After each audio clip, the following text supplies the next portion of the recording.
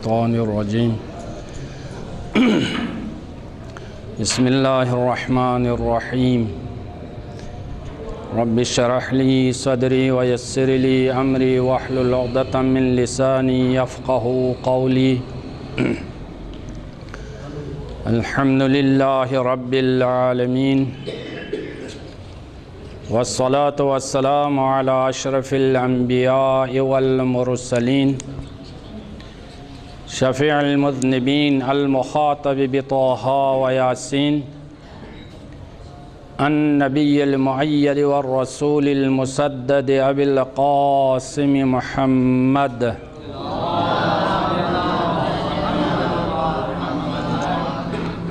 ثم الصلاة والسلام على آله الطيبين الطاهرين المعصومين الميامين المنتجبين المظلومين أما بعد فقد قال الله تبارك وتعالى في محكم كتابه المبين وهو أصدق الصادقين وقوله الحق بسم الله الرحمن الرحيم إن علينا للهدى وإن لنا للآخرة والأولى صلوات پڑھیں محمد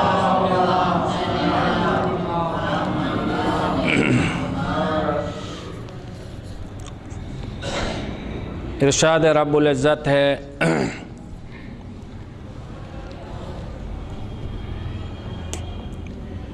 ہدایت کی ذمہ داری ہماری ہے اور جو دنیا و آخرت کے حساب کتاب ہیں وہ بھی ہمارے ذمے ہیں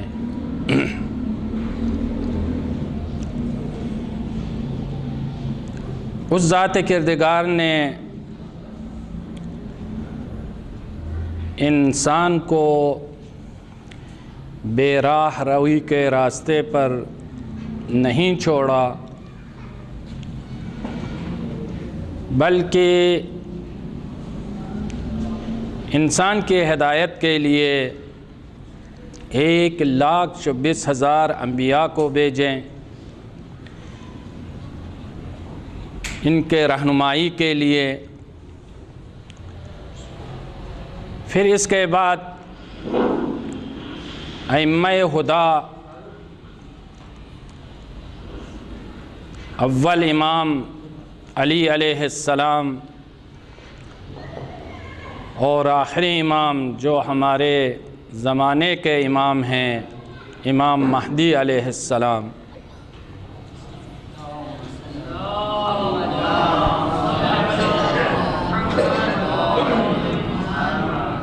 اگر کہیں دین یا شریعت میں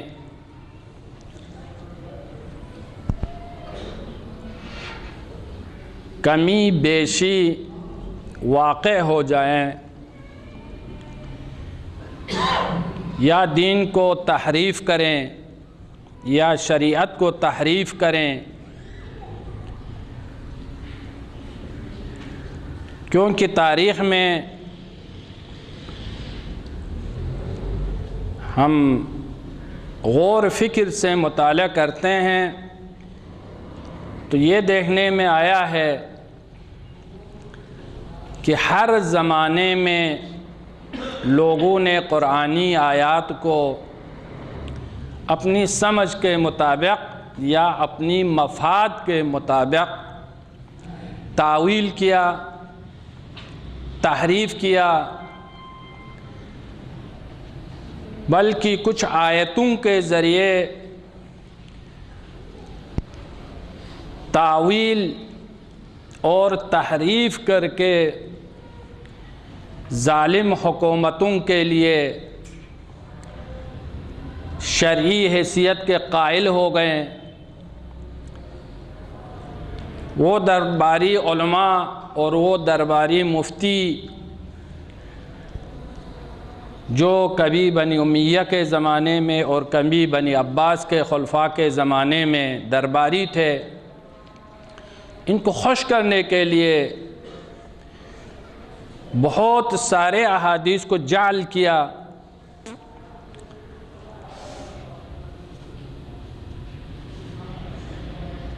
اور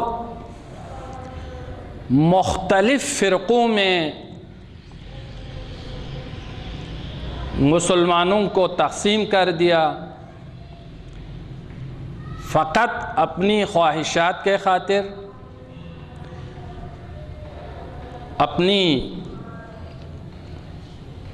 حکومتیں برقرار رہنے کے خاطر، یا خلفاء کے نزدیک اپنی شخصیت قائل کرنے کے خاطر۔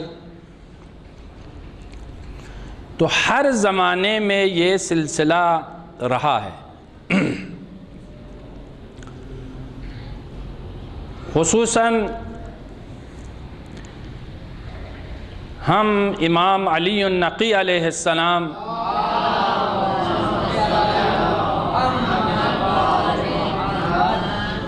اس کے بعد امام حسن عسکری علیہ السلام کے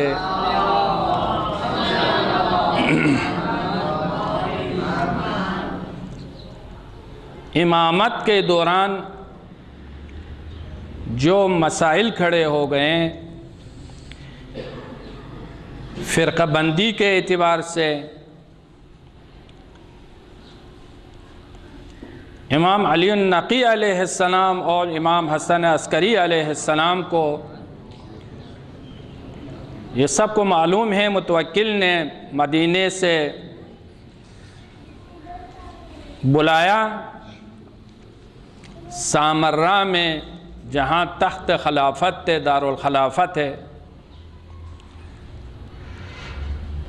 دیکھنے میں تو ان دونوں اماموں کے زندگی میں ظاہراً تو یہ سمجھ میں آتے ہیں کہ یہ دونوں امام آزاد تھے، لیکن حقیقت میں آپ تاریخ کا مطالعہ کریں تو امام علی النقی علیہ السلام کو مدینے سے سامرہ میں بلانا ایسا ہی تھا جیسا کہ مامون نے امام علی الرضا علیہ السلام کو مدینے سے خراسان میں بلایا۔ اصل وجہ یہ تھا کہ متوکل کو خوف تھا کہ کہیں ان اماموں کے چاہنے والے علویین ان کے ساتھ ہو جائیں اور ان ظالم حکومتوں کے خلاف، خلافتوں کے خلاف مقابلے کے لیے اٹھ کھڑے ہو جائیں، تو ان کو اپنے خلافت کا خوف تھا۔ تو امام کو بلایا، پورا زندگی متوکل نے اپنے تحت نظارت میں رکھا۔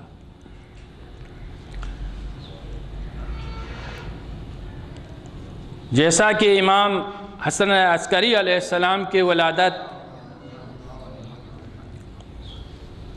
4، 8 یا 10 ربیع الثانی 232 ہجری، مختلف یہ تاریخ نقل کیا ہے۔ 8 ربیع الثانی، 4 ربیع الثانی، 10 ربیع الثانی، جو مشہور ہے وہ 10 ربیع الثانی، بعض جگہ پہ جو ہے اسی کو مانتے ہیں، بعض جگہ میں جو ہے 8 کو مانتے ہیں۔ 232 ہجری کو آپ کی ولادت ہو گئی، اور کچھ مورخین نے 231 ہجری بھی بیان کیا ہے، اور ربیع الثانی کے کسی بھی مہینے میں، دن کو وہاں جو ہے معین نہیں کیا ہے، تاریخ کو معین نہیں کیا ہے۔ اب امام حسن عسکری علیہ السلام کی زندگی میں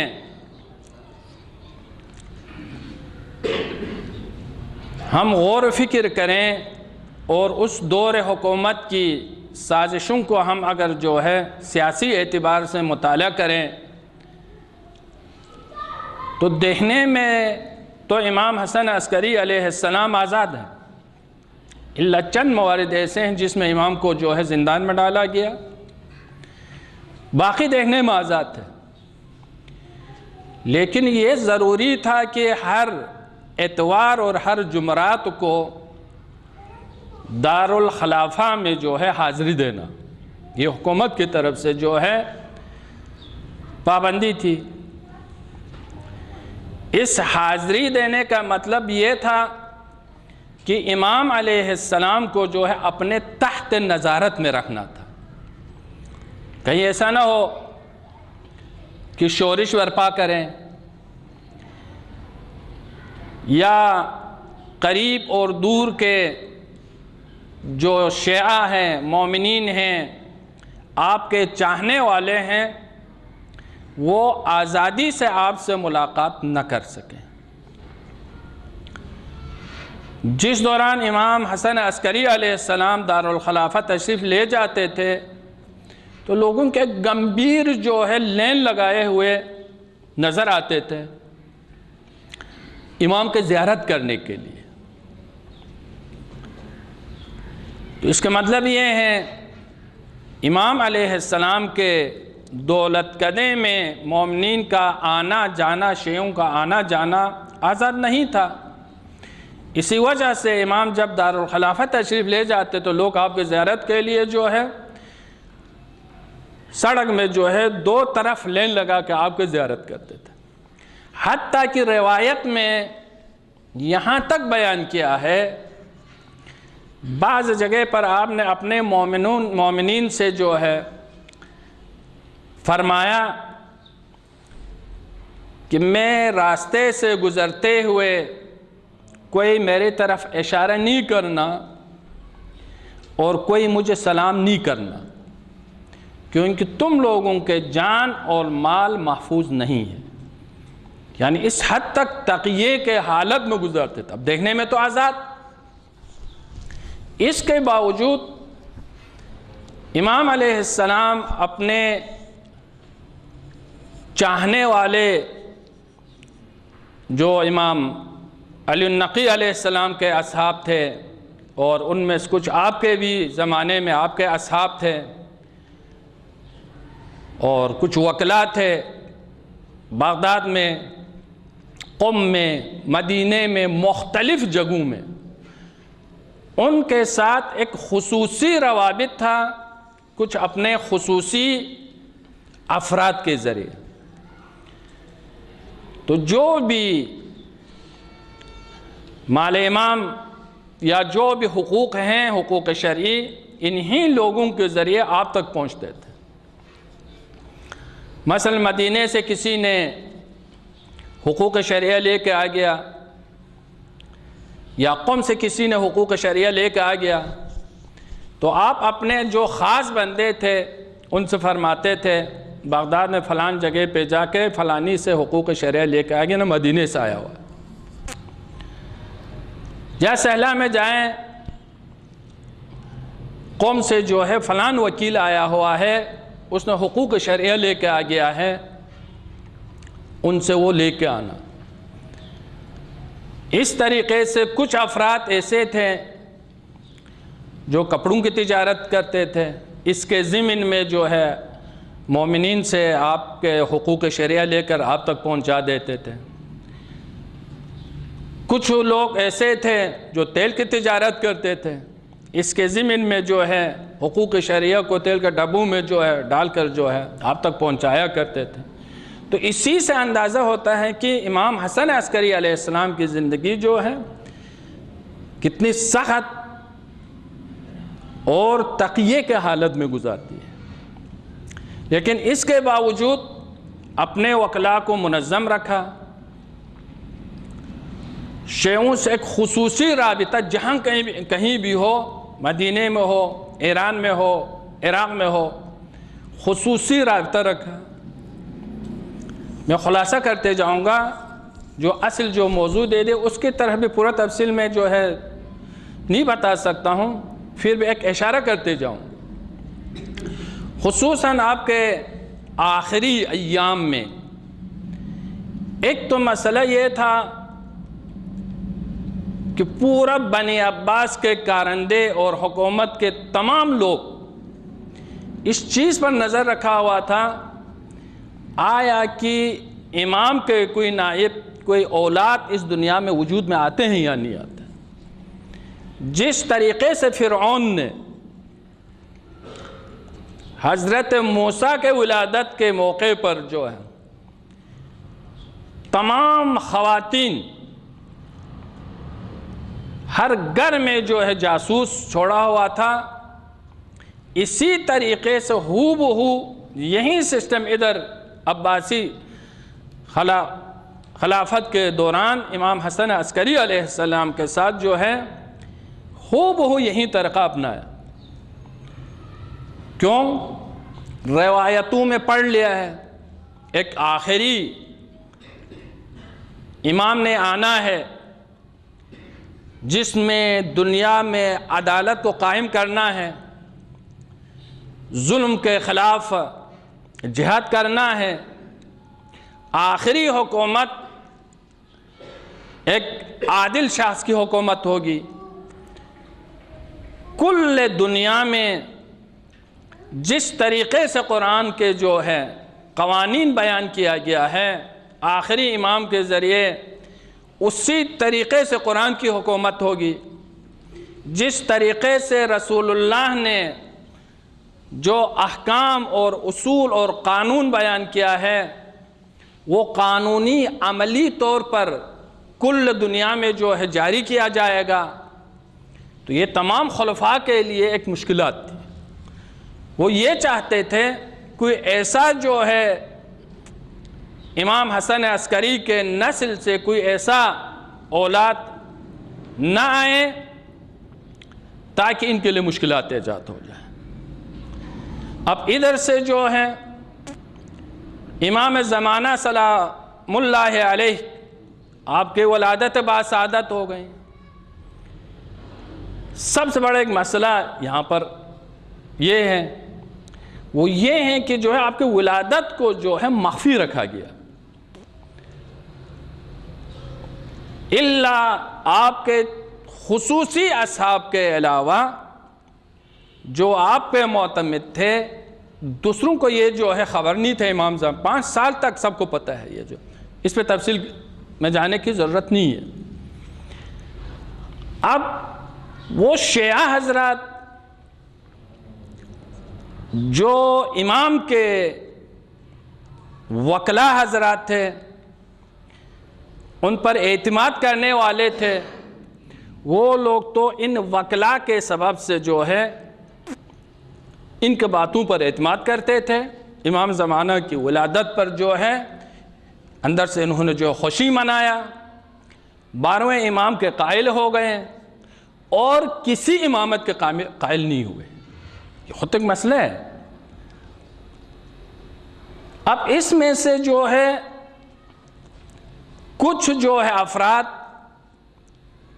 جنہوں نے خود جو ہے امام حسن عسکری کے بعد ایک فرقہ ایسا وجود میں آ گیا، انہوں نے بتایا امام حسن عسکری جو ہے شہید نہیں ہوئے، وہ زندہ ہے.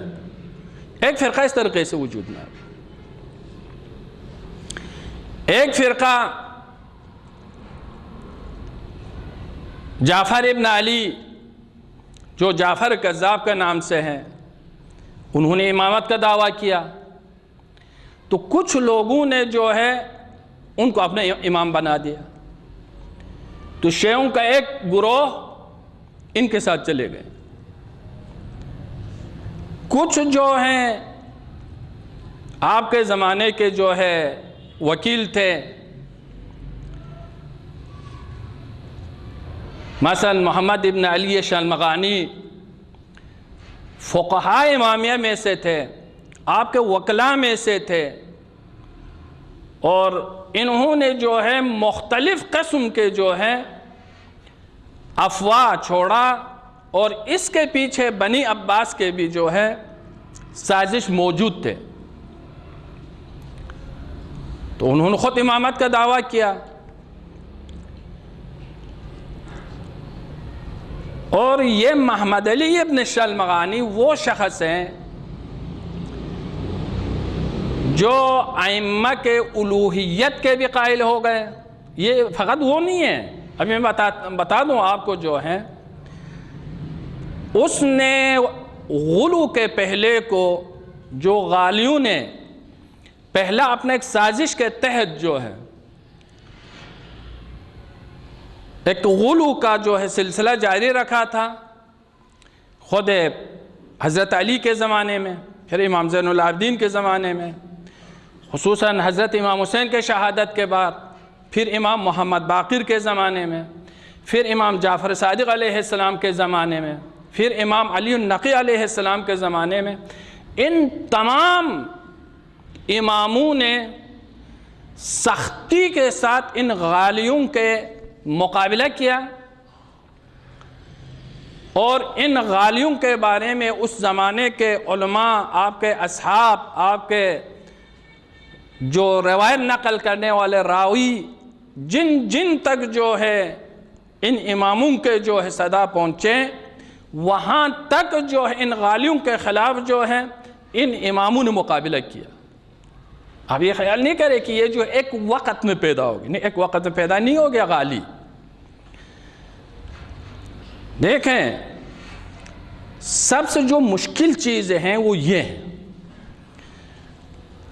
ہمارے اندر جو تفرقہ بازی ہو جائیں، شیعوں کے اندر خود فرقہ بندی ہو جائیں، یہ اندر سے جو ہے شیعیت کو جو ہے ختم کرنے کے ایک سازش ہے۔ یہ شروع سے بنی امیہ سے لے کر چلے آ رہے ہیں، ابھی زوروں پر ہے یہ چیز جو ہے، اس چیز کو ہمیں سمجھنا ہے۔ تو ہم اس چیز کے انتظار میں نہ رہیں، کوئی محرم کے 10 دن جی فلان سے جو ہے ذکی باقر صاحب آئیں گے، وہ اس پہ بات کریں گے، یا لندن سے رضوی صاحب آئیں گے، وہ اس کے بارے میں بات کریں گے۔ نہیں، اگر ایسا رہیں تو ہم تو کسی اور دنیا میں پہنچے ہوئے ہوں گے، ہمارے بچے ہمارے ہاتھوں سے نکلے ہوں گے، ہمارے جو اصل شیعیت ہے اس کا فقط نام رہ جائیں گے، اصل جو روح ہے وہ ختم ہو جائیں گے۔ سب سے پہلے سازش ہی کیا ہے؟ غالیوں کا جس امام کے زمانے میں بھی وجود میں آ گیا، اس کا اصل سازش کیا ہے؟ خصوصاً جو ہے دوسرا تیسرا نائب کے دوران حسین ابن روح، انہوں نے غالیوں کے خلاف اتنا جد و جہد کر دیا، ہر جگہ امام محمد باقر علیہ السلام کی روایت کو پہنچا دیا، امام جعفر صادق علیہ السلام کی روایتوں کو پہنچا دیا، امام زین العابدین، امام علی النقی کے بارے میں جو روایتیں ہیں ان کے بارے میں وہ سب پہنچا دیا۔ دیکھو، ایک مسئلہ یہاں پر یہ ہے، اب فرقہ بندی میں دیکھتے ہیں، بین المذاہب خود سنی حضرات بھی جو ہے ہمارے فرقہ بندی میں جب آتے ہیں تو اسماعیلیہ کو بھی جو ہے وہ شیعہ سمجھتا ہے، بوہری کو بھی شیعہ سمجھتا ہے، یہ مذہب فتحیہ اس کو بھی شیعہ سمجھتا ہے، واقفیہ اس کو بھی شیعہ سمجھتا ہے، زیدیہ اس کو بھی شیعہ سمجھتا ہے، یہ غالی ہیں اس کو بھی شیعہ سمجھتے ہیں۔ اب آپ فرقہ بندی میں آتے ہیں تو بھئی یہ سب جو ہے شیعوں کے فرقے میں موجود ہے، مذہب شیعہ میں جو ہے وہ فرقہ میں جو ہے اس موجود ہے۔ اب آپ ادھر نظر کریں، فرض کریں کہ جو اسماعیلی ہے، اب وہ روزے کے جو ہے اس وقت قائل نہیں ہے، وہ بولتا ہے آپ ٹیکس دے دو روزہ چھوٹ جائے گا۔ نماز پڑھنے کے ان کو خصوصی انداز ہے، جو ہم پڑھتے ہیں وہ نہیں ہے، اور وہاں پر بھی کچھ ٹیکس دو وہاں پر بھی چھوٹ جاتا ہے۔ زکوٰۃ کے بھی خصوصی انداز ہے، عملی حج نہیں ہے، عملی جو ہے روزہ نہیں ہے، عملی زکوٰۃ نہیں ہے، عملی نماز نہیں ہے، لیکن جب حقوق لینا ہو تو فرقوں میں آئے گا تو کہاں سے حقوق لے گا؟ یہ کہیں گے شیعہ اسماعیلیہ۔ بھئی جب ان کے عبادت دیکھتے ہیں اور اس کو لکھا ہوا ہوتا ہے ان کے تمام جو ہے عبادت گاہوں میں شیعہ اسماعیلیہ، جب یہ دیکھے گا تو کیا کہیں گے؟ کافر ہی کہے گا نا۔ کہے گا نہیں کہے گا؟ اور ان چیزوں کے بارے میں جو ہے ہم لوگ اپنے جو اثنا عشری جو شیعہ ہے، اور ہم بھی اس کو جیسا جو ہے لوگوں تک جو ہے پہنچانا ہے، جیسا کہ لوگوں کو سمجھانا ہے، جیسا کہ روح اصل شیعیت کی ہے وہ لوگوں کو بتانا ہے، اس انداز میں ہم بھی نہیں بتاتے ہیں۔ ہمیں فرق کرنا چاہیے ان میں جو ہے۔ اب غالی حضرت مثلا یہی شلمغانی ہے یا نصیریہ ہے، یہ تو ٹھیک ہے امام کا جو ہے وکیل رہا ہے اور ہمارے سب سے بڑے فقہاء میں سے ہیں، ان کے پاس اتنے جو ہے مال امام جمع ہو گیا شلمغانی کے پاس، اس نے جو ہے امام کی شہادت سے بھی انکار کر دیا۔ نہیں امام ہے وہ، اس کو وجہ کیا تھا؟ یعنی خود کے وکالت کو محفوظ رکھنا، لوگوں سے مال امام کو جمع کرنا، خود کو اپنے جو وکیل ہیں اس کو اپنے جگہ پر جو ہے قائم رکھنا، یعنی اپنے شخصیت کے خاطر مذہب کو، دین کو داؤ پہ لگا دیا۔ تو انہوں نے بتا دیا کہ یہ حسین ابن روح میرے خلاف ہو گئے اور میرے خلاف جو باتیں کرتے ہیں اس کی وجہ یہ ہے کہ جو ہے مجھے ان کے اندرونی حالات، اندرونی چیزوں کے بارے میں مجھے پتہ ہے۔ وہ یہ سوچتے ہیں کہ اب ان چیزوں کو میں باہر جو ہے نقل کروں گا تو جو ہے ان کا عزت ختم ہو جائے گی، اس لیے یہ میرے خلاف کر رہے ہیں۔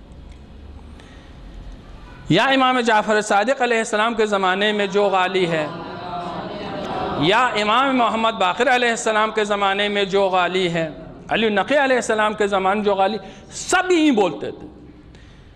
اماموں نے ان کے اوپر جو ہے لعن کر دیا، ان کو کفر الحاد میں سے شمار کر دیا، ان کو مرتد شمار کر دیا۔ میں کچھ روایتیں خود کتاب سے نقل کروں گا۔ تو یہ لوگ یہ کہتے تھے یہ ہمیں اس لیے جو ہے تان کر رہے ہیں، اس لیے جو ہے ہمارے مذمت کر رہے ہیں، ہم ان کے حقیقی چاہنے والے ہیں، بطور تقیہ ہمیں اس قسم کی باتیں کر رہے ہیں۔ بھائی اب وکیل جو ایک بیٹھا ہوا ہے، فرض کرے بصرے میں، ایک بیٹھا ہوا بغداد میں، اب لوگوں کو آنا جانا تو ان کے پاس ہے، امام کے پاس نہیں ہے۔ اب وہ کہتے ہیں دیکھو امام اگر میرے بارے میں کوئی مذمت کرتے ہیں تو اس وجہ سے ہے وہ تقیہ کے طور پر میرا مذمت کر رہے ہیں۔ نہیں جناب ایسا نہیں ہے۔ دیکھو جو ہے بعد شہادت امام حسین، انہی غالیوں نے بنی امیہ کے زمانے میں اور بنی عباس کے زمانے میں بعد شہادت امام حسین ان غالیوں نے جو ہے ایک سازش کیا۔ انہوں نے بتایا یہ کیسے ہو سکتے ہیں کہ جو ہے امام حسین شہید ہو جائیں، یہ ہو ہی نہیں سکتا ہے۔ امام حسین علیہ السلام کی شہادت ہو بہو جو ہے آپ کی زندگی اور آپ کا جو یہ ماجرا ہو بہو حضرت عیسیٰ کے ساتھ جو ماجرا ہوا وہی ہے۔ وہ کیا ہے؟ بھائی یہودیوں نے حضرت عیسیٰ کو جو ہے سولی پہ چڑھانے کے لیے لے گئے، تو نقل یہ کرتے ہیں کہ جو ہے خداوند عالم نے جو ہے ایک آدمی کو حضرت عیسیٰ کے شکل پہ جو ہے سولی پہ چڑھایا، حضرت جو ہے عیسیٰ کو آسمان پہ اٹھایا۔ تو حضرت عیسیٰ سولی پہ نہیں چڑھے، ان کو جو ہے آسمان پہ اٹھایا ہے، ان کے شکل میں کسی اور کو جو ہے سولی پہ چڑھایا ہے۔ تو حضرت امام حسین علیہ السلام کی شہادت کے بارے میں بھی یہ لوگ جو ہے یہی بات نقل کرتے ہیں، یہ غالی۔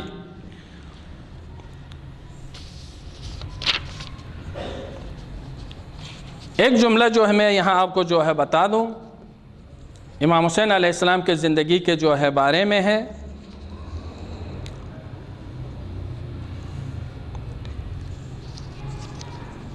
ابن بابویہ نے معتبر سند کے ساتھ روایت کیا ہے کہ ابو سلط حروی نے امام رضا علیہ السلام کی خدمت میں عرض کیا کہ کوفے میں کچھ لوگ ایسے ہیں جو دعویٰ کرتے ہیں کہ حسین ابن علی قتل نہیں ہوئے،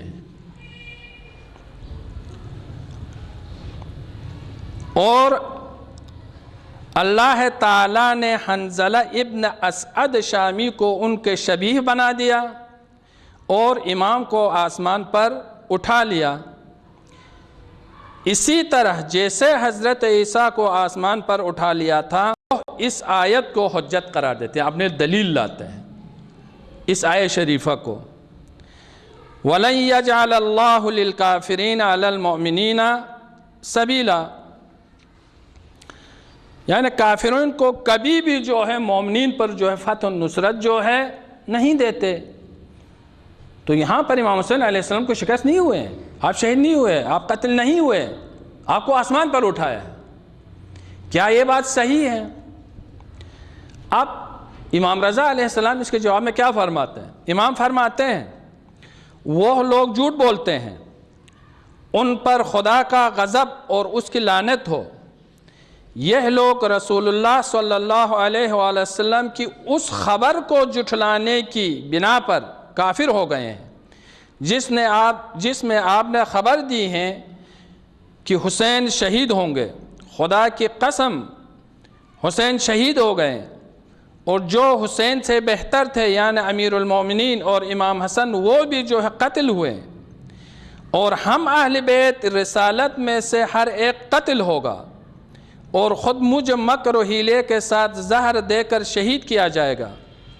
مجھ تک یہ خبر رسول اللہ سے پہنچی ہے، اور انہیں رب العالمین کے طرف سے جبرائیل نے یہ اطلاع دی ہے، اور اس آیت سے اللہ تعالیٰ کی مراد یہ ہے کہ کافر کو مومن پر کوئی حجت حاصل نہیں ہے۔ آخر کس طرح اس سے وہ معنی مراد لیے جا سکتے ہیں، حالانکہ خود اللہ تعالیٰ نے قرآن میں یہ خبر دی ہے کہ کافروں نے ناحق متعدد انبیاء کو قتل کیا ہے، لیکن ان کے قتل کرنے کے باوجود انبیاء کی حجت ان پر غالب تھی اور ان کے حقانیت ظاہر تھی۔ اب اس کو معنی کیا ہو گیا؟ غالیوں نے اس کو زور شور کے ساتھ جو ہے محفلوں مجلسوں ان سب میں یہ چیزیں بیان کرنا، یہ ایک سازش تھی۔ دیکھنے میں تو ہم خوش ہو گئے، اور خصوصاً سادہ جو حضرات ہیں شیعوں میں جو ہے وہ تو خوش ہو بھائی امام حسین شہید نہیں ہو گئے، ان کو جو آسمان پہ اٹھایا گیا ہے۔ کچھ لوگ ممبروں سے اس قسم کے باتیں بھی کرتے ہیں، یہ خطرناک ایک سازش ہے۔ ایک تو امامت کی سیاسی پہلو کو کمزور کرنے کے لیے یہ حدیث جو ہے جعل کیا ہے۔ دوسرے سب سے خطرناک سازش کیا ہے؟ یعنی اگر امام حسین علیہ السلام کو آسمان پر اٹھایا گیا ہے، شہید نہیں ہو گئے ہیں، تو اس کا معنی کیا ہے؟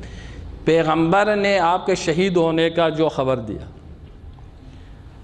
جناب حضرت امیر المومنین نے شہید ہونے کا جو خبر دیا، ام سلمہ نے جو شہید ہونے کا آپ کا جو حدیث نقل کیا، جناب فاطمہ زہرا سے جو آپ کے شہید ہونے کا جو حدیث نقل ہو گیا، امام حسن علیہ السلام نے آپ کے شہید ہونے کا جو حدیث نقل ہوگی، یہ سب جھوٹ ہو جائے گا۔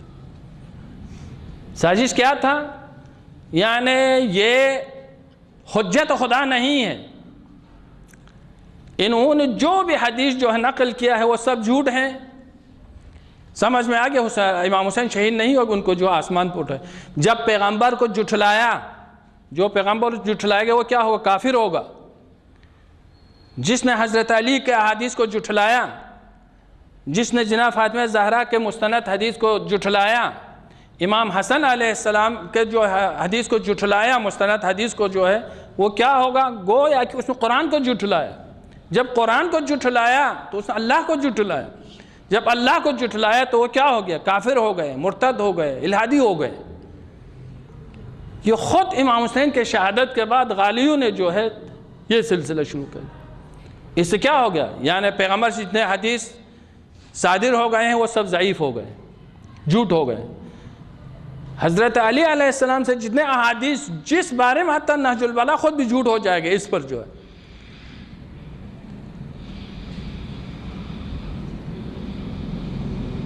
یہ خود جو ہے ایک جو ہے مسئلہ ہے۔ اور اگلا مسئلہ کیا ہے؟ جو وقت کے جو امام ہیں اس کی امامت کو کمزور کرنا ہے۔ ان کی سیاسی پہلو کو جو ہے کمزور کرنا ہے۔ اب اسی طرح جو ہے تفصیلی جو ہے غالیوں کا مقابلہ امام محمد باقر علیہ السلام نے کیا ہے، حضرت علی علیہ السلام سے لے کر امام محمد باقر علیہ السلام تک۔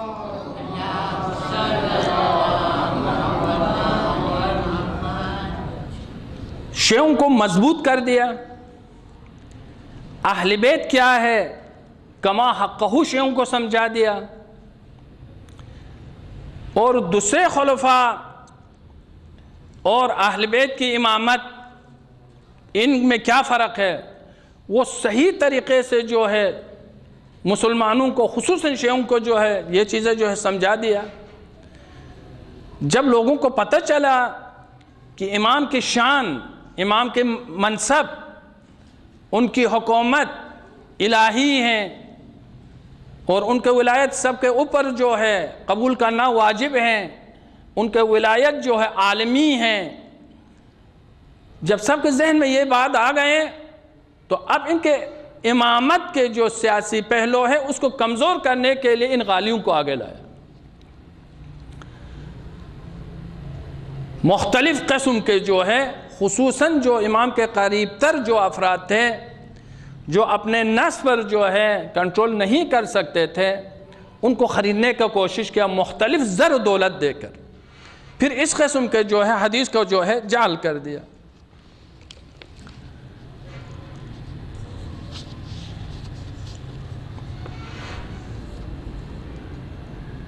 صلوات پر محمد والا۔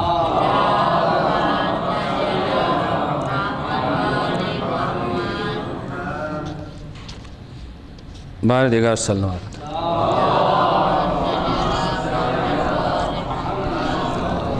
میرے خیال میں ٹائم آ گیا۔ امام جعفر صادق علیہ السلام اور غلو۔ دیکھو امام جعفر صادق علیہ السلام نے اپنے والد گرامی کی طرح غلو کا شدید مقابلہ کیا۔ یہ کہنے میں کوئی مذاقہ نہیں ہے کہ حضرت علی علیہ السلام سے لے کر امام محمد باقر علیہ السلام کے عہد تک برس کی محنتوں کے نتیجے میں مسلمان معاشرے میں اہل بیت کے لیے محبت کی جذبات پیدا ہو گئے تھے، اور عراق اور بعض دوسرے علاقوں میں شیعیت کا کافی رسوخ کر گئی تھی۔ اب غالیوں کی یہ کوشش تھی کہ شیعوں کے اندر رخنہ پیدا کر کے انہیں اندرونی طور پر کمزور کر دیں اور ان کا چہرہ داغدار کر دیں۔ تفصیلی ہے، یعنی اصل مطلب کیا تھا؟ غالیوں نے اس غلو کو جو ہے عام کرنے کا اصل وجہ یہ تھا۔ وہ بولتے ہیں کہ ایک آیہ بھی جو ہے ادھر ہے وَفِي السَّمَاءِ إِلَٰهٌ وَفِي الْأَرْضِ إِلَٰهٌ، بھائی آسمان میں بھی خدا ہے، زمین میں بھی خدا ہے۔ اب غالیوں نے اس سے استدلال کیا، آسمان میں خدا ہے سے مراد جو ہے جو خالق حقیقی وہ ہے، زمین میں خدا ہے سے مراد جو ہے وہ امام ہے۔ وَفِي الْأَرْضِ إِلَٰهٌ کے معنی الہٌ فی الارض، زمین میں الہ، اس لفظ کے بارے وہ جو ہے مترادف قرار دے دیا کہ یعنی اللہ اور امام ایک ہی معنی میں استعمال ہوتے ہیں۔ تو زمین میں جو اللہ ہے وہ جو ہے امام ہے۔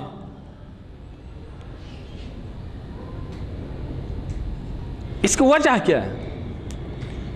اب اس طریقے سے روایت کو جعل کر کے یہاں تک انہوں نے روایت جعل کر دیا، اگر کسی کو امام کی معرفت ہو گئی، امام کے معرفت ہونے کے بعد نہ اس کو روزے کی ضرورت ہے، نہ نماز کی ضرورت ہے، نہ حج کی ضرورت ہے، نہ زکوٰۃ دینے کی ضرورت ہے، نہ خمس دینے کی ضرورت ہے، کوئی ضرورت نہیں ہے۔ اگر امام کی معرفت حاصل ہو، فروع دین کو بجا نہ لائے، حتیٰ کہ اگر گناہ کر دیا، گناہ کبیرہ جیسا گناہ بھی کر دیا، تو اہل بیت کے محبت میں یہ سب جو ہے جنت میں چلے جائیں گے۔ ایسے روایت کو جعل کر دیا۔ اس نے کتاب ہے کتاب بصائر، اس میں اس قسم کے جو ہے غالیوں نے کا جعل کردہ جو ہے روایت سب ادھر جو اس کتاب میں جمع کیا ہوا، کتاب بصائر میں جعلی احادیث۔ اب جناب یہی مسئلہ جو ہے امام جعفر صادق علیہ السلام کا ہاں جو ہے پہنچ جاتے ہیں۔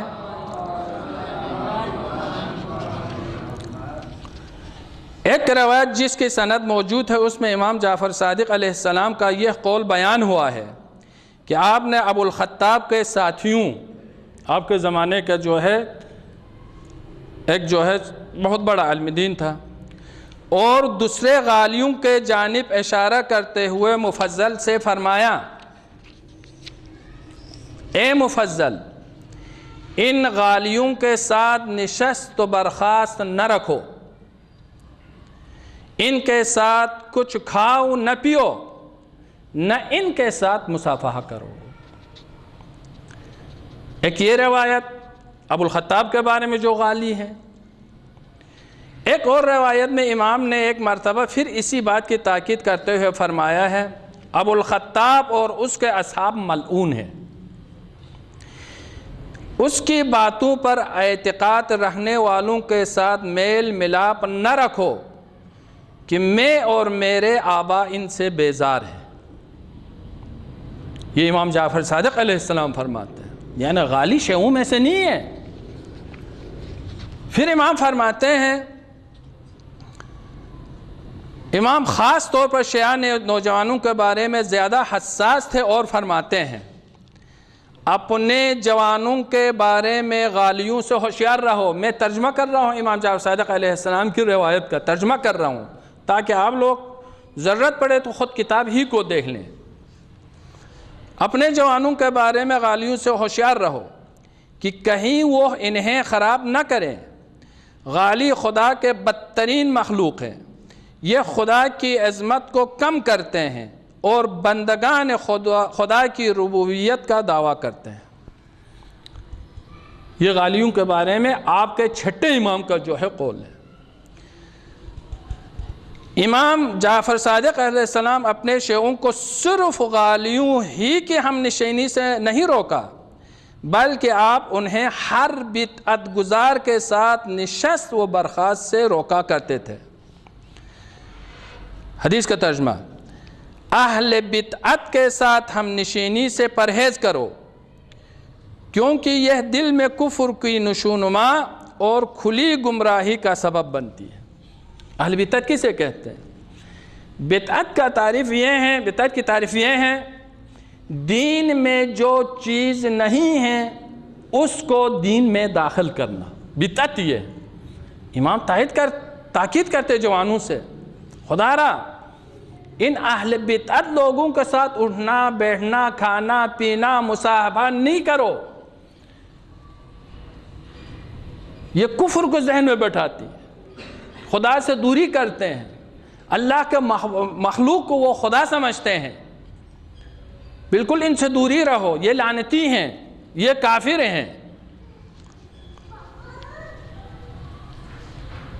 امام نے شیعہ معاشرے سے غالیوں کو دور کرنے کے غرض سے ان کے عقائد کو مسترد کر دیا، اپنی طرح منسوب احادیث اور روایت کو پرکھنے کے لیے کتاب اللہ کو میزان قرار دیتے۔ کیا امام جعفر صادق فرماتے ہیں، ہم سے اگر کوئی روایت نقل کریں تو تم لوگ یہ دیکھو وہ روایت آیا قرآن کے مطابق ہے یا نہیں ہے۔ اگر ہم سے جو روایت نقل ہو گئی وہ قرآن کے مطابق ہیں تو اس کو لے لو، اگر وہ روایت قرآن کے مطابق نہیں ہے تو اس کو دیوار پہ لگاؤ۔ یعنی آپ کو جو ایک ترازو معیار میزان بتا دیا امام نے، تم یہ نہیں دیکھو کہ مولوی کیا کہتے ہیں، تم یہ نہیں دیکھو کہ جو ہے امام سے جو حدیث نقل ہو گیا ہے وہ کیا ہے، تم یہ دیکھو امام سے جو حدیث نقل ہو گیا ہے وہ قرآن کے مطابق ہے یا نہیں ہے، قانون شریعت کے مطابق ہے یا نہیں ہے، قرآن کو معیار سمجھو۔ اگر 10 جو ہے جعلی احادیث بصائر جیسے کتاب سے جو اٹھا کے غالیوں نے جب منبر سے آپ کو بیان کرے گا تو جو ہے آپ یہ معیار قرار دیتے جوانوں کو یہ بتا رہے ہیں یہ دیکھو کہ یہ قرآن کے مطابق بتا رہے ہیں یا نہیں بتا رہے ہیں، ولا ان کی حدیث امام سے نقل ہو گئے، اگر قرآن کے مطابق ہیں تو ٹھیک ہے اس کو لے لو، اگر قرآن کے مطابق نہیں ہے تو اس کو دیوار پہ لگو۔ امام فرماتے ہیں میرے سے نقل ہو گیا ہے، ولا ان کی میرے جو ہے معتمد کسی شخص نے جو ہے نقل کیا ہو، اس کو قرآن کے برابر دیکھو، قانون الہی کے مطابق ہیں تو اس پر عمل کرو، ورنہ اس پر جو ہے عمل نہیں کرو۔ خود امام فرما رہے ہیں اس چیز کے بارے میں۔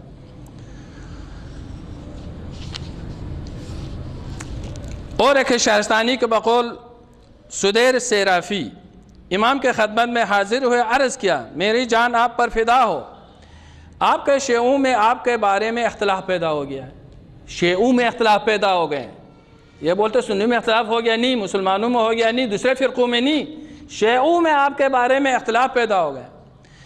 بعض کہتے ہیں کہ آپ کے کان میں بات کہی جاتی ہے، بعض کہتے ہیں آپ پر وحی ہوتی ہے، کچھ کا کہنا ہے آپ کے دل پر الہام ہوتا ہے، کچھ کہتے ہیں آپ کو خواب میں ہدایات دی جاتی ہیں، اور بعض کہتے ہیں آپ اپنے آبا و اجداد کی کتابوں سے فتویٰ دیتے ہیں، ان میں سے کون سی بات کو قبول کیا جائے؟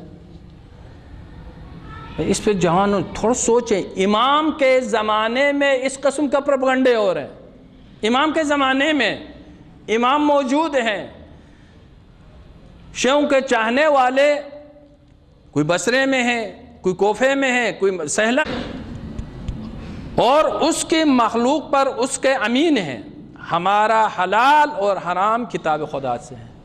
کیا ہو گیا؟ یعنی امام جو بھی فرماتے ہیں کتاب خدا کو دیکھ کر، اپنی طرف سے نہیں، سنت رسول کو دیکھ کر، جو حرام ہے اگر کسی امام سے نقل ہو گیا تو یعنی گویا یوں سمجھے کہ وہ قرآن سے ہی نقل ہو گیا، اگر کسی چیز کے بارے میں امام نے فرمایا یہ حرام ہے تو یوں سمجھے کہ خود جو ہے قرآن سے جو ہے نقل ہو گیا، کیونکہ یہ جو ہے قرآن کے جو ہے ناطق قرآن ہے، مفسر قرآن ہے، مبین قرآن ہے، مفسر قرآن ہے، تو ہر بات کو آپ جو ہر معنی کے برخلاف ہوتی ہے۔ ایک اور روایت ہے جسے سہمی نے اپنے کتاب میں نقل کیا ہے۔ اب کتاب یعنی روایت بہت سارے ہیں، اب میں اس کا جو خلاصہ کروں وہ یہ ہے، غالی ہمیشہ جو ہے سازشی رہے ہیں، یہ ہمیشہ جو ہے کفر الحاد میں جو ہے مبتلا رہے ہیں، یہ جو بھی باتیں کرتے ہیں حضرت علی میں جو خدا کا روح، پاک پروردگارہ ہم سب کو امام زمانہ کے اعوان و انصار میں سے قرار دے، پاک پروردگارہ امام زمانہ کے ظہور میں تعجیل فرما۔ ایک سورہ فاتحہ سید انور مہندی ابن سید نیر حسین اور جتنے شہداء ہیں اور جتنے مرحومین ہیں، حاضرین کا غائبین کا، سب کے لیے رحم اللہ من یقرأ الفاتحہ۔ بسم اللہ الرحمن الرحیم، الحمدللہ رب العالمین الرحمن الرحیم مالک یوم الدین، ایاک نعبد و ایاک نستعین، اہدنا الصراط